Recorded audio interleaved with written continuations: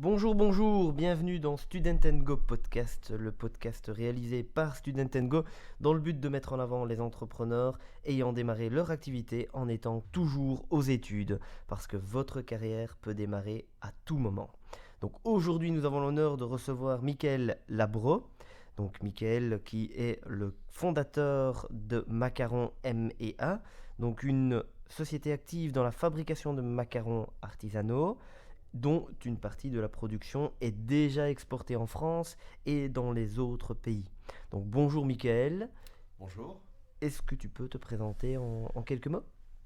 Donc voilà, je suis en effet donc étudiant en quatrième médecine ici à Liège, à l'université, et j'ai démarré mon activité il y a 5 ans d'ici, quand j'étais toujours en secondaire. Donc je développais les macarons dans ma cuisine, par hasard. J'étais passionné de pâtisserie. Puis un jour, j'avais un bon snack. Je me suis dit, bon, on va acheter un livre.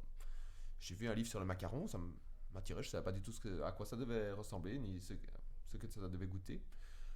Puis j'ai été pris sous l'aile de Mercotte, qui est maintenant le jury de meilleur pâtissier, qui m'a appris toutes les petites techniques pour arriver à faire un macaron de top qualité. C'est par la suite que j'ai pu faire ça chez moi, dans la cuisine de papa et maman, et mon meilleur ami est venu un jour et m'a dit Ah, c'est bien, c'est bon, ça va bien se vendre, on va vendre ça au porte-à-porte. Je me suis dit ok, j'étais très content, ça faisait notre petit argent de poche, donc on était en dernière année de secondaire. Puis j'ai eu l'idée de mettre l'étiquette, notre étiquette, pour qu'on nous rappelle éventuellement si ça plaisait. C'est ce qu'on a fait, et on a eu des commandes de 200, 500, 700, 900 macarons. C'était plus possible dans le four de papa et maman, et alors je me suis dit, bon, on va ouvrir un premier atelier. Qu'on a ouvert, donc notre premier atelier date de 2011, c'était à Grévigny. C'est petit atelier qu'on a mis aux normes de l'AFSCA, c'est très sympa. Puis donc on a démarré là en même temps de démarrer la médecine. Donc j'ai ouvert l'atelier quand j'étais en première année de médecine. Puis tout a continué, on a réussi en première session, donc on a pu prospecter. J'ai travaillé avec la firme avec laquelle je travaille toujours, qui marche très très bien, Point Chaud, qui est présente dans toute la Wallonie. Et alors voilà, donc on continue notre petit bout de chemin tranquillement. Tout à fait. Donc super, super, super. Mais est-ce que tu peux nous rappeler à quel âge tu as lancé ton activité? Donc j'ai démarré à 17 ans. Waouh, donc depuis une belle évolution dans ton projet. Est-ce que tu sais nous expliquer rapidement ce que tu penses du statut d'étudiant entrepreneur, si tu en as bénéficié, et dans ce cas, est-ce que tu le recommandes? Alors oui, je le recommande pour toute personne étant étudiant et en même temps voulant entreprendre, hein, ça porte bien son nom. Maintenant, je suis également dans le comité de sélection de ce statut, ce qui me permet d'avoir évidemment beaucoup de recul par rapport à l'évolution de ce statut. Et pour toutes les facultés, c'est intéressant. Pour la médecine, malheureusement, je n'en profite pas, car la médecine est une science intégrée qui, qui est composée de plusieurs modules. Donc on a la cardiologie, la pneumologie, on a la dermato, et tous ces modules ne peuvent pas être dissociés. Donc je ne peux pas dire je passerai la pneumologie après la cardiologie, ça ne va pas. On ne peut pas étudier la cardiologie sans étudier la pneumologie. Donc malheureusement pour la médecine, ce n'est pas compatible. Et de plus, il est interdit pour un médecin d'être actionnaire. Donc c'est un problème qui se posera par la suite. Mais voilà, tout se règle, je pense. Donc, mais en tout cas, pour le statut, je le conseille vivement.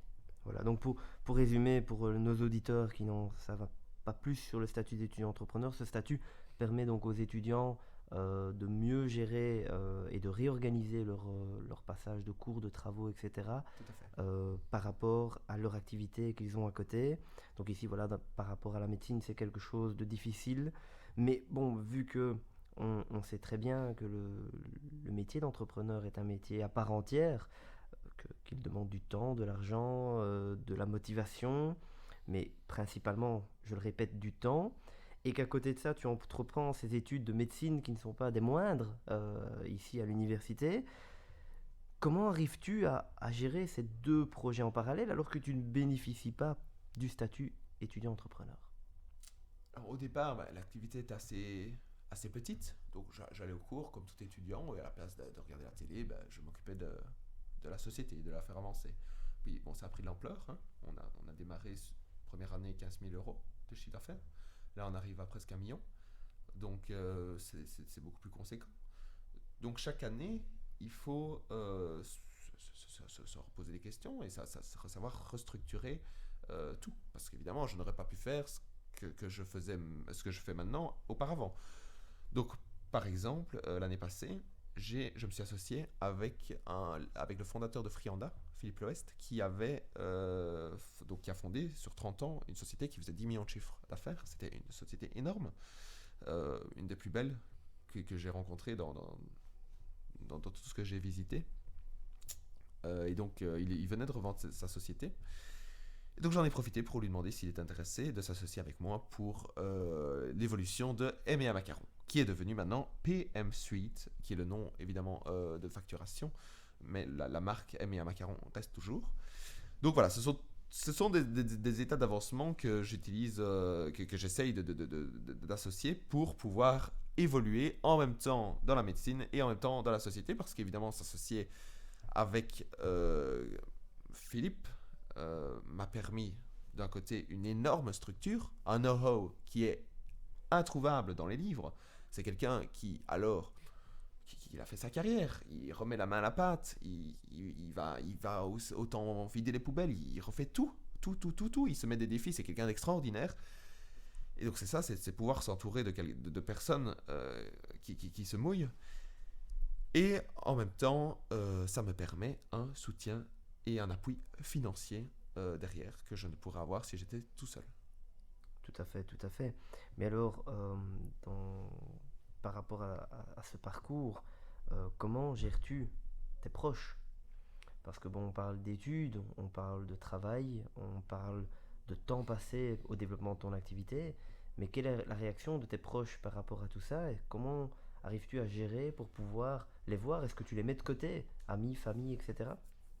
Pas du tout. Alors, mes amis sont les choses et ma famille sont les choses les plus, enfin, sont les choses, sont les personnes les plus importantes pour moi, parce que c'est très important. Et donc, pour tout, même en ce qui concerne les relations, c'est impossible de développer une société on y reviendra par la suite, mais sans avoir un certain réseau.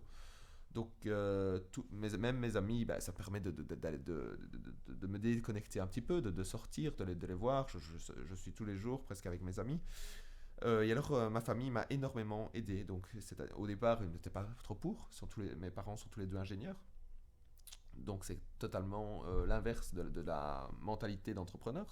Les ingénieurs sont habituellement des gens très, très, très, très radicaux qui ne voient pas. Enfin, c'est pas du tout. Pour moi, c'est pas compatible avec l'entrepreneuriat. Et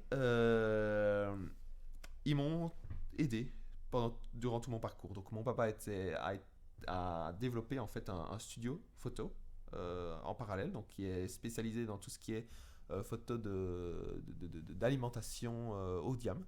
Donc, on a ouvert un studio. Enfin, il a ouvert un studio. Et alors, donc ça m'a permis de faire des belles photos de tous mes produits. Et alors, en ne payant rien, évidemment. Donc, ça représente des coûts aussi. Et alors, ma maman a repris tout le travail pré-comptable, c'est-à-dire facturation, enfin, pas de la facturation, je m'en occupe, mais la vérification des paiements, l'encodage, le rappel client. Donc, tout ça, c'est ma maman qui s'en occupe. Donc, ça, c'est génial parce que c'est du travail en moins. Et grâce à ce temps que je dois passer en moins, je peux en même temps faire évoluer la société et en même temps me consacrer à mes études. Donc oui, donc on voit réellement que ton environnement s'est adapté à ton activité Tout à fait. en apportant donc les compétences nécessaires. Donc au final, tu les vois dans le cadre entre autres du travail. Oui. Donc ce qui fait que tu ne perds pas le contact. Donc bravo pour cette adaptation et ce travail collaboratif. À côté de ça, est-ce que tu peux, pour nos auditeurs aujourd'hui, donner un conseil à ceux qui aimeraient se lancer dans l'entrepreneuriat? Alors le premier conseil que je donne, c'est de se lancer maintenant. Il est très important et je dissocie la population en deux groupes, ceux qui ont la fibre entrepreneuriale et ceux qui ne l'ont pas. Et ceux qui n'ont pas, ce n'est pas une tare, mais ils ne pourront pas développer une activité et aller vers l'inconnu. Parce qu'être entrepreneur, c'est vraiment aller vers l'inconnu et travailler dans le vide, du moins au début. C'est vraiment ça. Donc, il y en a qui n'en verront pas l'intérêt et qui vont vite se démotiver. Il y en a d'autres qui ont la fibre entrepreneuriale. Je pense qu'on sait quand on l'a. Par exemple, j'étais dans les affaires depuis 15 ans. Enfin, depuis que j'ai 15 ans, j'organisais des soirées à l'âge de 15 ans de 200 personnes. Bon, je jouais quand même avec des sommes de 5 000 euros. Bon, c'est quand même, à 15 ans, c'est quand même un certain budget. Et donc, ceux-là, je les motive vraiment, même les autres, s'ils veulent, et ils trouvent la motivation, de se lancer quand ils sont jeunes et quand ils sont aux études. Parce qu'il est très important d'avoir un diplôme, et c'est pour ça que je continue la médecine. Parce qu'on ne sait pas de quoi est fait l'avenir. Donc, j'ai mes 2 roues de secours.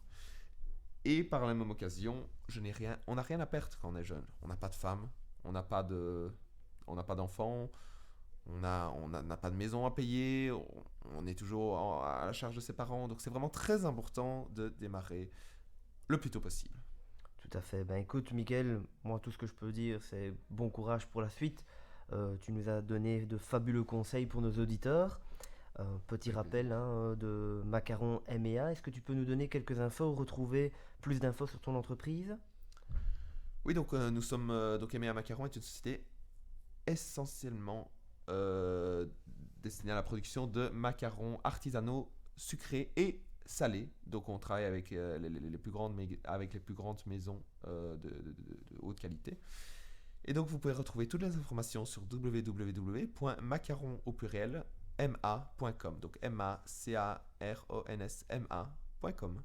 Ben merci Mickaël, passe une bonne journée. Avec plaisir.